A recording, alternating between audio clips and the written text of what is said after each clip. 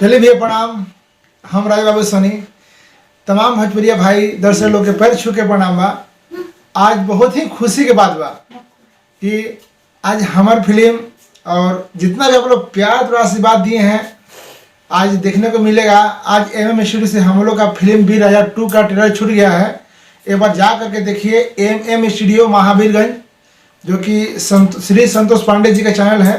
एक बार जरूर जाइए और देखिए, और देखने के बाद अपना प्यार दुलार आशीर्वाद दीजिए। अब अगर नहीं देख पा रहे हैं तो मैं इस वीडियो के डिस्क्रिप्शन के नीचे आपको दे रहा हूँ, आप एक बार जरूर जाइए और जरूर देखिए और अपना आशीर्वाद जरूर दीजिए।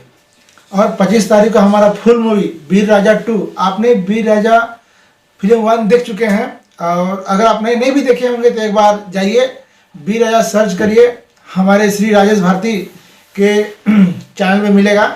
आप भारती म्यूजिक सब्सक्राइब सर्च मारिएगा, आपको देखने को मिल जाएगा। ठीक है। और ये हमारा ये वीर राजा 2 एमएम स्टूडियो से रिलीज हो रहा है 25 तारीख सुबह 7 बजे। तो आप लोग प्लीज़ देखना ना भूलें। धन्यवाद।